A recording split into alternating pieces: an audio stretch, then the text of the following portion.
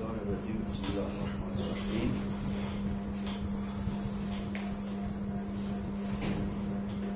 النوع الثاني ما يرد منصوبا لا غير وهو ثمانية. الأول المفعول به وهو الفضلة الواقع عليه الفعل والأصل فيه التأخر عنه وقد يتقدم جوازا لإفادة الحصر أنه زيدا ضربت ووجوبا للزوم الصدر أنه ما رأيت من رأيت. الثاني المفعول المطلق وهو مصدر يؤكد عامله ويبين نوعه وعدده أنه ضربت ضربا أو ضرب الأمير أو ضربتين والمؤكد مفردا دائما. فرماتے ہیں آج نوع ثانی میں ہماری گفتگو ہوگی. دوسری نوع جو ہے وہ ان چیزوں کے بارے میں جو منسوب واقع ہوتی ہیں، ان منصوبات کو صاحب سبدیہ جو ہے وہ بیان کر رہا ہے. فرماتے ہیں منصوبات یہاں جو وہ 8 بیان کیے جائیں گے. منصوبات کہ جو صرف جن پر نصب آتا ہے وہ 8 ہیں. ان میں سے پہلا جو ہے وہ مفعول بہ ہے. مفعول بہ ایسی چیز ہے، ایسا معمول ہے کہ جس پر نصب آتا ہے، نہ ہی رفع آتا ہے اور نہ ہی جو ہے وہ جار آتا ہے، تو اس لیے اس کو منصوب کہا جاتا ہے. مفعول بہ کی تعریف کریں گے. مفعول بہ کیا ہوتا ہے؟ فرماتے ہیں مفعول بہ کی تعریف کرتے ہوئے فرماتے ہیں وہ الفضلۃ الواقع علیہ الفعل. مفعول بہ کلام میں فضلہ ہوتا ہے. فضلہ سے مراد یعنی کہ اضافی، زیادہ. کلام اس کے بغیر بھی تمام ہو جاتی ہے، مکمل ہو جاتی ہے، کیونکہ کلام کے لیے فعل چاہیے، فاعل چاہیے. فعل اور فاعل پر مکمل ہو جاتی ہے. مفعول بہ نہ بھی ہو تو تب بھی کلام مکمل، جیسے کہ اب جو وہ افعال کے جو متعدی نہیں ہوتے، لازم ہوتے ہیں، تو وہاں فعل اور فاعل کافی ہو جاتا ہے، تو کلام اس پر بھی مکمل ہو جاتی ہے. تو یہ کلام میں جو ہے یہ اس لیے زیادہ ہوتا ہے، اضافی ہوتا ہے، اس لیے کہتے ہیں کہ یہ فضلہ ہوتا ہے کہ جس پر فعل واقع ہوا ہوتا ہے، فعل کا وقوع ہوتا ہے. مطلب کہ مفعول بہ کی اصل یہ ہے تأخرہ عنہ، کہ یہ مفعول بہ جو ہے وہ فعل سے مؤخر، فعل پہلے آئے اور مفعول بہ جو ہے وہ بعد میں آئے. لیکن فرماتے ہیں کبھی کبھی جائز ہے مفعول بہ کا اس فعل پر مقدم کرنا. ٹھیک ہے، قانون یہی ہے کہ فعل پہلے اور مفعول بعد میں تاخر رکھتا ہو، مؤخر ہو. لیکن کبھی کبھی فرماتے ہیں کہ فائدہ حصر لینے کے لیے، لإفادۃ الحصر، حصر کا فائدہ لینے کے لیے مفعول بہ کو فعل پر مقدم کر دیا جاتا ہے، اور یہ کبھی جائز ہوتا ہے اور کبھی واجب ہوتا ہے. جواز کی مثال دے رہے جیسے زیدن ضربت. ٹھیک ہے، یہاں پر فرماتے ہیں کہ زیدن مفعول بہ ہے اور ضربت فعل اور فاعل ہے، تو زیدن مفعول بہ کو مقدم کر دیا گیا. حالانکہ فرماتے ہیں یہاں پر اصل میں دیکھا جائے تو یہ ضربت زیدن، لیکن یہ زیدن جو مفعول بہ کو مقدم کیا گیا ہے یہ حصر کا فائدہ لینے کے لیے کیا گیا ہے. یعنی میں نے جو صرف زید کو مارا ہے، اگر یہ زیدن کو مقدم کریں گے تو یہ حصر کا معنی ہو جائے گا، لیکن اگر مؤخر کریں گے تو پھر حصر کا معنی نہیں ہوتا. تو حصر کا معنی لینے کے لیے یہ مفعول بہ کو مقدم کر دیا جاتا ہے، اور یہ جائز ہے. ٹھیک ہے، جائز ہے کرنا، ضروری اور واجب نہیں ہے. لیکن کبھی کبھی فرماتے ہیں کہ جو ہے وہ مفعول بہ کو فعل سے مقدم کیا جاتا ہے وجوباً، وجوبی طور پر. اس وقت واجب ہوتا ہے مفعول بہ کو جو ہے وہ فعل سے مقدم کرنا. وہ کہاں پر؟ فرماتے ہیں اس مقام پر جب مفعول بہ ایسی چیز واقع ہو رہا ہو جس کے لیے صدارت لازم، جو صدارت طلب ہے، جو صدر کلام میں آتی ہے، جملے کے شروع میں آتی ہے. اگر اس کو مؤخر کریں گے تو اس کی صدارت ختم ہو جائے گی. تو اس کی صدارت کو برقرار رکھنے کے لیے واجب ہے کہ اس کو مقدم کیا جائے. تو لہذا اگر مفعول بہ ایسا ہے کہ جو صدارت طلب ہے تو وہاں پر مفعول بہ کو مقدم کرنا واجب ہو جائے گا. جیسے کہ مثال کے طور پر یہ ہے کہ من رأیتا، تو نے کس کو دیکھا. تو یہاں پر رأیتا فعل اور فاعل ہے. ٹھیک ہے، اور من جو ہے یہ مفعول بہ ہے. یہ من مفعول بہ کو مقدم کیا گیا اور اس کو مقدم کرنا واجب ہے، کیونکہ من جو ہے معنی موصولہ ہے، اور معنی موصولہ جو ہے ہمیشہ جملے کے شروع میں آتا ہے، صدارت میں آتا ہے، نہ وسط میں آتا ہے نہ ہی آخر میں آتا ہے. تو یہاں پر جو ہے وہ مفعول بہ کو مقدم کرنا وجوبی طور پر ہے، واجب ہے. یہ تھا منصوبات میں سے پہلی قسم جو کہ مفعول بہ. اس کے بعد فرماتے ہیں کہ الثانی المفعول المطلق. دوسری قسم جو ہے وہ فرماتے ہیں کہ مفعول مطلق ہے مفاعیل میں سے، ٹھیک ہے، منصوبات میں سے. مفعول مطلق کیا ہے؟ پہلے اس کی تعریف کریں گے، پھر اس کی جو ہے وہ احکام کو بیان کیا جائے گا. فرماتے ہیں، تعریف کرتے ہوئے فرماتے ہیں کہ وہ مصدر، یہ مفعول مطلق مصدر ہوتا ہے، ٹھیک ہے، مصدر ہی مفعول مطلق واقع ہوتا ہے. یہ کیا کرتا ہے؟ یؤکد عاملہ، یہ مفعول مطلق جو مصدر ہوتا ہے، یہ مصدر اپنے عامل کی تاکید کرتا ہے. جو پہلے عامل ہوتا ہے، پہلے موجود ہوتا ہے جو عامل، اس عامل کی تاکید کے لیے مصدر کو لایا جاتا ہے. بس جو مصدر اپنے عامل کی تاکید کا معنی دے اس کو جو ہے مفعول مطلق کہتے ہیں. یا او فرماتے ہیں کہ یبین نوعہ، یا یہ کہ اپنے عامل کی نوع کو بیان کرتا ہے، یا عامل کی تاکید کرتا ہے، یا یہ کہ اس کی نوع کو بیان کرے، نوعیت کو بیان کرے گا، اس کی نوع کو بیان کرے گا کہ عامل کس نوع کا ہے. ٹھیک ہے، تو مثالیں ابھی سب کی بیان ہوگی. فرماتے ہیں کہ بس وہ مصدر کے جو اپنے عامل کی نوع کو بیان کرے اس کو بھی مفعول مطلق کہتے ہیں. یا یہ ہے کہ وہ اپنے وہ مصدر جو ہے اپنے عامل کے عدد کو بیان کرتا ہے، تعداد بیان کرتا ہے کہ یہ عامل کتنی بار واقع ہوا ہے. فرماتے ہیں کہ بس یہ مصدر جو اپنے عامل کے عدد کو بیان کرے یہ بھی مفعول مطلق ہوتا ہے. تو لہذا مفعول مطلق مصدر ہوتا ہے جو اپنے عامل کی تاکید کو بیان کرتا ہے. جیسے کہ مثال ہم دے سکتے ہیں ضربت ضربان، تو یہ ضربان مفعول مطلق ہے کیونکہ یہ مصدر ہے، ضرب مصدر ہے اور یہ منصوب ہو گیا، ٹھیک ہے، مفعول ہونے کی بنا پر مفعول مطلق ہے. اور یہ پیچھے ضربتوں میں جو فعل ہے، جو عامل ہے، اس کی تاکید کے لیے آ رہا ہے کہ میں نے مارا، مارنا. ویسے تھا ضربتو، ٹھیک ہے نا، میں نے مارا، اس میں یہ تاکید نہیں پائی جاتی. ضرب بنایا تو تاکید کا معنی پیدا ہو گیا، تو یہ تاکید کے لیے آ رہا ہے. اور ضربت ضرب الامیر، میں نے مارا اس کو امیر جیسا مارنا، تو یہ جو ہے اس کے نوع کو بیان کر رہا ہے کہ کس طرح کا مارنا تھا. اور ضربت ضربتین، یہ یہاں عامل کے عدد کو بیان کر رہا ہے. تو یہ تینوں مثالوں میں ضربن، ضرب الامیر، ضربتین یہ مصدر ہیں اور یہ مفعول مطلق واقع ہو رہے ہیں. اس کے بعد فرماتے ہیں والمؤکد مفردا دائما، مفرد دائما. فرماتے ہیں کہ وہ مفعول مطلق جو تاکید کے لیے آئے گا، ٹھیک ہے نا. آپ نے دیکھا کہ یا مفعول مطلق جو اپنے عمل کی تاکید کے لیے آتا ہے. فرماتے ہیں یہ جو مفعول مطلق تاکید کے لیے آتا ہے یہ ہمیشہ مفرد ہی آئے گا. مفرد دائما، یہ نہ تثنیہ آئے گا نہ جمع آئے گا، مفرد ہوگا، ہمیشہ مفرد ہوگا. جیسے ضربت ضربان، ٹھیک ہے نا، تو یہ فرماتے ہیں کہ ہمیشہ مفرد آتا ہے. اچھا، اور اس کے بعد وفی النوع خلاف، اور وہ مفعول مطلق جو اپنے عمل کی نوع کو بیان کرتا ہے اس کے بارے میں فرماتے ہیں کہ ناویوں کے درمیان اختلاف ہے. بعض کہتے ہیں کہ صرف مفرد آئے گا، بعض کہتے ہیں نہیں تثنیہ اور جمع بھی آ سکتا ہے. رہی بات ایک اور مفعول مطلق جو عدد کے لیے آتا ہے اس کے بارے میں بات ہی نہیں کی. فرماتے ہیں ضرورت ہی نہیں تھی بات کرنے کی، کیوں؟ جو عدد کے لیے آتا ہے وہ تبدیل ہوگا جو عدد بیان کرے گا. ضربن ایک مارنا، ضربتیں تثنیہ آئے گا تو پھر دو مراد ہو جائیں گے، اور ضربات تو پھر تین. وہ تبدیل ہوگا تو تبھی عدد کو بیان کیا جا سکتا ہے. اگر تبدیل ہی نہیں ہوگا، صیغہ ہی تبدیل نہیں ہوگا، مفرد کا، تثنیہ کا اور جمع کا، تو عدد بیان نہیں ہو سکتا. اس لیے اس میں تو شک ہی نہیں تھی، وہ واضح بات تھی کہ وہ تبدیل ہوتا رہے گا. ٹھیک ہے، وہ مفرد نہیں آئے گا ہمیشہ کے لیے، تو اس لیے اس کو ذکر کرنے کی ضرورت محسوس نہیں کی. شاباش، یہ آپ نے جان لیا. اس کے بعد فرماتے ہیں ویجب حذف السماع. فرماتے ہیں یہ جو مفعول مطلق ہوتا ہے ویجب حذف عامل ہی سماع. کہتے ہیں یہ جو مفعول مطلق ہوتا ہے اس کا جو عامل ہوتا ہے پہلے کبھی اس کو حذف کر دیا جاتا ہے، اور اس کا حذف کرنا واجب ہوتا ہے. اور یہ حذف کرنا جو واجب ہے یا تو سماعی ہے یا قیاسی ہے.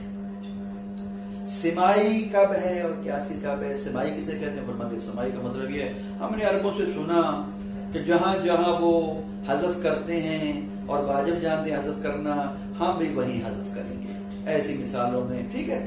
تو یہ سماعی ہو جائے گا، جو مقامات ہم ان سے سنیں گے، ہم ان سے سنا ہے کہ وہاں حذف کر رہے ہیں، ہم بھی وہاں حذف کر دیں گے اور عامل کو وہاں ذکر نہیں کریں گے۔ مثال کے طور پر جیسے جو ہے وہ مثال دی جا رہی ہے سقین و راعین، ٹھیک ہے؟ یہ سماعی مقامات ہے۔ یہاں پر یہ سقین مفعول مطلق ہے، راعین بھی مفعول مطلق ہے، منصوب آ رہا ہے۔ یہاں ان کے عامل کو حذف کرنا واجب ہے، اور یہ وجوب جو ہے وجوب سماعی ہے، یعنی اصل میں سقاک اللہ سقین ورعاک اللہ راعین، اصل میں تھا سقاک اللہ سقین، یہاں سقا جو ہے یہ عامل تھا، یہ حذف ہو گیا۔ رعا جو ہے دوسری مثال میں رائن میں جو ہے وہ اس کو حذف کر دیا گیا۔ عرب کرتے ہیں حذف، ہم بھی اس کو حذف کر دیں گے۔ وقیاسن کچھ مقامات وہ ہیں کہ جہاں پر مفعول مطلق کے عامل کو حذف کرنا جو ہے وہ قیاسی ہے، قانون کے مطابق ہے۔ فرماتے ہیں جو قانون کے مطابق ہے وہ قیاس اور قانون کیا ہے؟ فرماتے ہیں وہ چند مثالیں ہیں، ان میں ہم بیان کریں گے، وہ چند قانون ہیں، وہ قوانین بیان کریں گے۔ پہلا فی نحو، اس مثال میں فشد الوثاق فاما منا بعد واما فداء، فرماتے ہیں یہ وہ مثال ہے کہ جہاں پر مفعول مطلق ایسے جملے کے بعد ہو کہ یہ مفعول مطلق جو ہے ماقبل جملہ کی تفصیل کو بیان کر رہا ہو، پہلے جملہ ہو، ٹھیک ہے، اور اس جملہ میں ابہام پایا جاتا ہو، تو فرماتے ہیں کہ مفعول مطلق اس جملے کے ابہام کو دور کر رہا ہو، اس کی تفصیل اور وضاحت بیان کر رہا ہو۔ فرماتے ہیں جیسے جب بھی مفعول مطلق ماقبل جملے کی تفصیل کو بیان کر رہا ہوگا، وہاں پر مفعول مطلق کے عامل کو حذف کرنا جو ہے وہ واجب ہے۔ جیسے کہ فشد الوثاق فاما منا بعد واما فداء، پس ان کو مضبوطی سے گرفتار کر لو، کافروں کو ایک جنگ کے میدان کی صورتحال بیان کر رہے ہیں، تو ان کو مضبوطی سے گرفتار کر لو، تھام لو، ان کو گرفتار کر لو، فاما منا، پس یا تو ان پر احسان کرو، ٹھیک ہے، چھوڑ دو ایسے، واما فداء، یا یہ کہ ان سے فدیہ اور جزیہ لو، فدیہ لے کر پھر چھوڑ دو، یا احسان کرو ایسے چھوڑ دو، یا یہ کہ ان سے فدیہ لو۔ تو یہاں پر باندھ لو، گرفتار کر لو، اس میں جو ہے تفصیل نہیں ہے کہ باندھ کے گرفتار کر کے پھر کیا کرنا ہے۔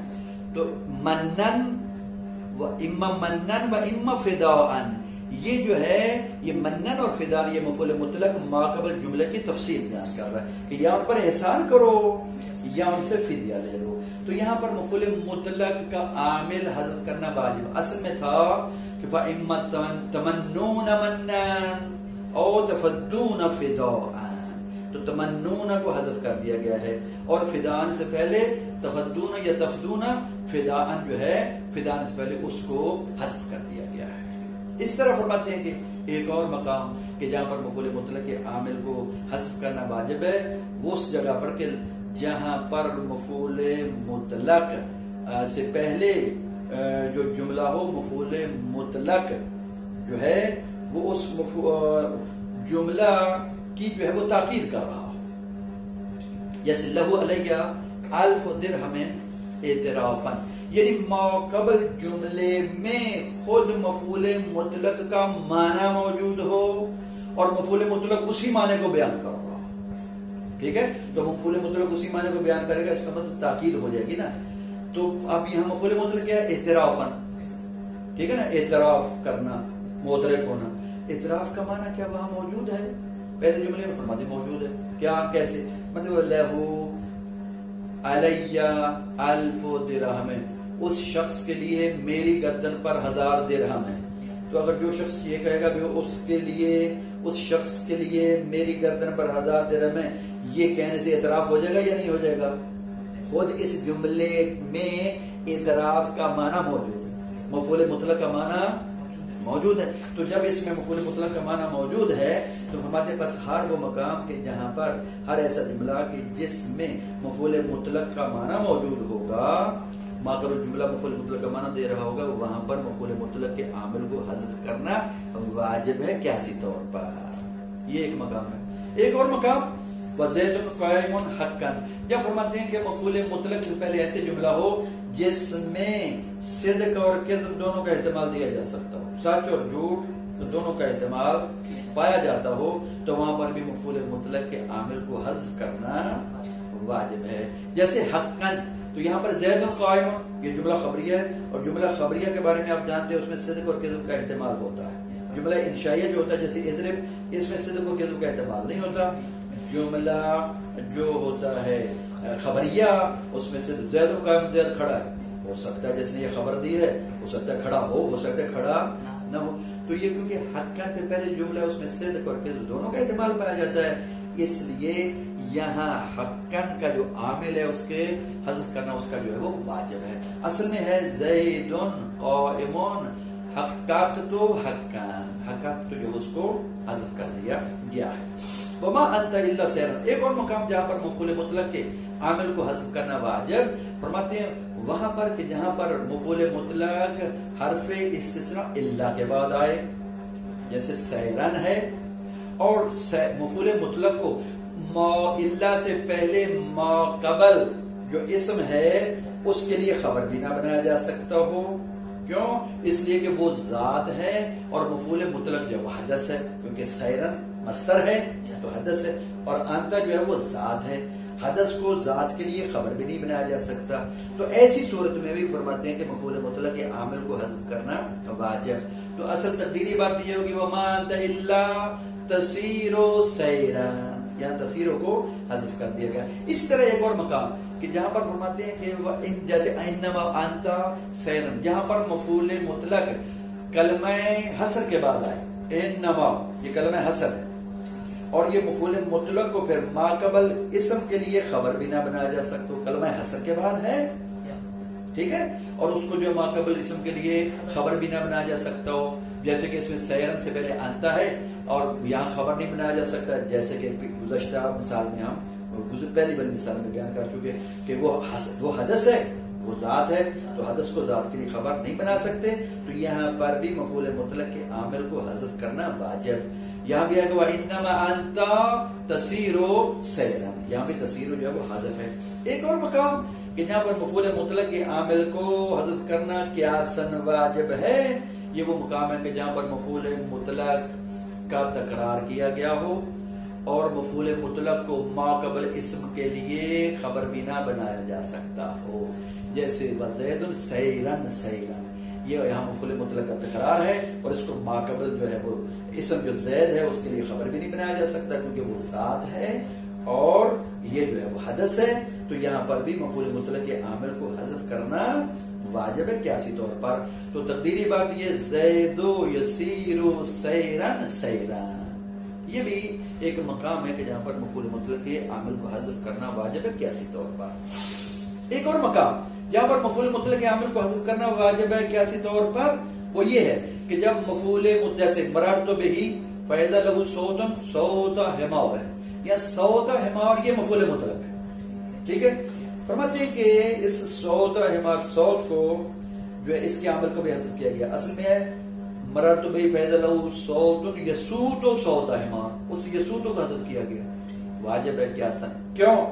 مطلب یہ وہ مقام ہے جہاں پر مفعول مطلق علاجی ہو، یعنی ایسے لفظ سے ہو کہ جس کا تعلق اعضاء و جوارح کے ساتھ ہو، جیسے صوت آواز کا تعلق زبان کے ساتھ ہے نا، تو مفعول مطلق علاجی ہو، اسے کہتے ہیں علاجی ہے، اعضاء و جوارح کے ساتھ تعلق ہے، زبان کے ساتھ تعلق. اور پھر مفعول مطلق سے پہلے ایک جملہ ہو، اس جملے میں ایک ضمیر ہو جو مفعول مطلق کے صاحب کے طرف لوٹ رہی ہو.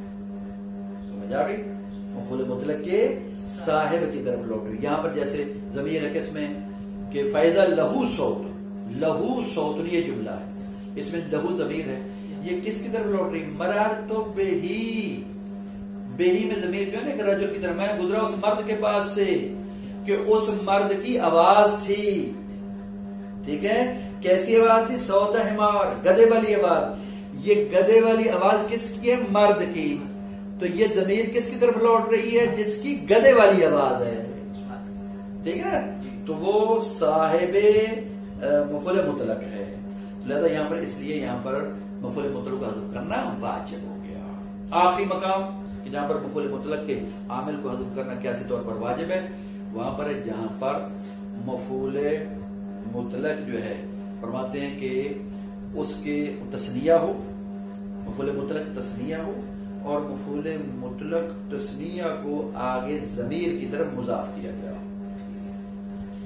تو فرماتے ہیں وہاں پر بھی مفعول مطلق کے عامل کو حذف کرنا قیاسی طور پر واجب. جیسے لبیک و سعدیک, یہ لبیک میں لبیک مفعول مطلق ہے اور اس کو جو ہے وہ کاف ضمیر کی طرف مضاف کیا گیا, اور سعدیک میں سعدی مفعول مطلق ہے اور کاف ضمیر کی طرف مضاف کیا گیا. فرماتے ہیں یہ لبیک کا اصل میں کیا تھا اور سعدیک کا اصل میں کیا تھا کہ یہاں پر مفعول مطلق کے عامل کو حذف کرنا واجب ہے. فرماتے ہیں یہ تھا لبیک کا اصل میں یہ تھا الیب لکا البابین, الیب لکا البابین یہ تھا, ٹھیک ہے نا. اب البابین مفعول مطلق تھا, سمجھ آ گئی. اب مفعول مطلق کو ہم نے کیا کیا, ضمیر کی طرف مضاف کیا. وہ کیا, وہ کون سی ضمیر تھی, الیب لکا. یہ لکا کی لام کو حذف کیا, حذف کرنے کے بعد ہم نے البابین, البابین جو ہے اس کو مضاف کیا کس کی طرف, ہم نے جو ہے وہ کا کی طرف. لیکن یہ جو مضاف کیا ہے پہلے البابین کے اضافی حروف کو ساکت کرنے کے بعد. اضافی حروف کون کون سے, نمبر 1 الف باب کا, باب افعال کا الف, اس کو ختم کیا. پھر درمیان میں جو الف ہے وزن کا البا, وہ درمیان والا, اس کو بھی الف کو بھی, یہ حمزہ جو پہلے ہے اس کو بھی حذف کر دیا, اضافی حروف ساکت کر دیے. ٹھیک ہے, باقی رہ گیا لبابین, لبابین رہ گیا. پھر با کو با میں ادغام کر دیا لبین, ٹھیک ہو گیا. پھر لبین کو جب ہم نے کا کی طرف مضاف کیا تو نون تثنیہ کی جو وہ گر گئی لبیک کا, ٹھیک ہو گیا. اب کیا ہوا, یہ جو تثنیہ تھا جب مضاف ہوا کاف ضمیر کی طرف تو اس کے عامل کو حذف کرنا واجب, الیب کو بھی حذف کر دیا. سمجھ آ گئی. اس طرح سعدین, سعدی کا اصل میں تقدیری عبارت میں ایسے تھا اس ادو کا اس آدین, اس ادو کا اس آدین, تو یہ اس آدین ٹھیک ہے تثنیہ ہے, اس کو ہم نے اس ادو کا یہ کاف ضمیر کی طرف مضاف کیا. یہاں پر بھی اضافی حروف کو حذف کیا, ٹھیک ہے. اضافی حروف کو حذف کرنے کے بعد تثنیہ کے نون اس کو گرایا, گرانے کے بعد سعدی کو ہم نے کا کی طرف مضاف کر دیا. مضاف کرنے کے بعد جو ہے اس دو جو عامل تھا اس کو بھی حذف کر دیا. تو لہذا یہ وہ مقام, آخری مقام ہے کہ جہاں پر جو ہے مفعول مطلق کے عامل کو حذف کرنا واجب ہے قیاسی طور پر. النوسان ما یلزم منصوبا لا غیر, دوسری قسم فرماتے ہیں کہ منصوبات کے بارے میں, پہلی تھی مرفوعات کے بارے میں, ٹھیک ہے. دوسری قسم منصوبات کے بارے میں ہے جو منصوب وارد ہوتے ہیں لا غیر, منصوب کے علاوہ کچھ اور واقع نہیں ہوتے. وہ السماء نیتن, یہ بلاٹ ہے. الاول والمفعول به, پہلی قسم منصوبات میں سے مفعول به و الفضلۃ الواقع علی الفعل, یہ کلام فضلہ ہوتا ہے, اضافی ہوتا ہے جس پر فعل واقع ہوتا ہے. علیہ کی ضمیر مفعول به کی طرف لوٹ رہی ہے. والاصل فیہ تاخرہ عنہ, اور اصل اس مفعول به میں یہ تاخرہ کہ یہ مفعول به مؤخر ہوتا ہے عنہ فعل سے. عنہ کی ضمیر فعل کی طرف لوٹ رہی ہے, تاخرہ کی ضمیر اور فی کی ضمیر جو ہے یہ مفعول به کی طرف لوٹ رہی ہے. وقد یتقدم جوازا, اور کبھی کبھی مفعول به کو مقدم کیا جاتا ہے جوازی طور پر. جائز مقدم کرنا کس لیے, لفوضۃ الحصر, حصر کا فائدہ لینے کے لیے. نہ وہ زیدن ضرب, تو یہاں پر مقدم کر دیا گیا, یہ جائز ہے. وجوبا, اور کبھی کبھی جو ہے وہ مقدم کیا جاتا ہے وجوبی طور پر. کیوں, للزوم ہے صدر, کیونکہ اس کو صدر لازم ہوتا ہے, صدارت کلام چاہتا ہے. نہ من رأیتا, یہاں من جو مفعول به ہے اور اس کو مقدم کرنا واجب. الثانی المفعول المطلق, منصوبات میں سے دوسرا مفعول مطلق ہے. وہ مصدر یؤکد عاملا او یبین نوعه او عددا, فرماتے ہیں یہ وہ مصدر ہے جو اپنے عامل کی تاکید کرتا ہے, او یبین نوع, یا اپنے عامل کی نوع کو بیان کرتا ہے, عددا, یا اپنے عامل کی عدد کو بیان کرتا ہے. نو ضربت ضربان, میں نے مارا مارنا, یہ فرماتے ہیں کہ پہلی قسم ہے عامل کی تاکید کر رہا ہے, اور ضربت ضرب الامیر, میں نے مارا، اب یہ جیسا مارنا یہ فرمایا اپنے عامل کی نوع کو بیان کر رہا ہے، اور ضربت ضربتین یہ عامل کے عدد کو بیان کر رہا ہے۔ والمؤکد مفرد دائم، اور وہ مفعول مطلق جو تاکید کے لیے آئے گا وہ مفرد ہوگا ہمیشہ کے لیے۔ وہ فی النوع خلاف، اور وہ مفعول مطلق جو نوع کے لیے آتا ہے اس میں اختلاف پایا جاتا ہے۔ وَيَجِبُ حَذْفُ عَامِلِهِ سِمَاعًا، اور واجب ہے مفعول مطلق کے عامل کو حذف کرنا سماعی طور پر، فی نحو اس جیسی مثال میں ساقیاً وراعیاً، کہ اصل میں تھا سقاک اللہ ساقیاً ورعاک اللہ راعیاً، وقیاساً، اور کبھی جو ہے وہ قیاسی طور پر حذف کرنا واجب ہوتا ہے، فی نحو اس جیسی مثال میں فشد الوثاق فإما منا بعد وإما فداء، یہاں پر منن سے پہلے تمنون منن اور فداء سے پہلے تفدون فداء ہے۔ وَلَهُ عَلَيَّ أَلْفُ دِرْهَمٍ اعترافاً، یہاں پر فرماتے ہیں کہ اعتراف تو جو ہے وہ محذوف ہے، ٹھیک ہے، اور اس کی ہم وضاحت کر چکے کہ کیوں ہے۔ زید قائم حقا، یہ ایک اور مقام ہے، فرماتے ہیں کہ یہاں پر جو حق کا تو محذوف ہے۔ وما انت الا سیرا، یہاں پر جو ہے تسیرو جو ہے وہ محذوف ہے، تسیرو سیرا۔ وما انت سیرا، یہاں پر بھی تقدیری بار جو ہے انما انت تسیرو سیرا۔ وزید سیرا سیرا، یہاں پر جو ہے تقدیری بار زید یسیرو سیرا سیرا۔ ومررت به فاذا له صوت صوت حمار، تو یہاں پر فرماتے ہیں کہ سودا سے پہلے یسوتو محذوف ہے جو کہ عامل ہے، یسوتو سودا حمار۔ ولبیکا وسعدیکا، تو فرماتے ہیں یہاں پر تقدیری عبارت بھی بیان کر دی گئی ہے۔ وصلی اللہ علیہ سیدنا محمد و عطرتہ الطاہرہ۔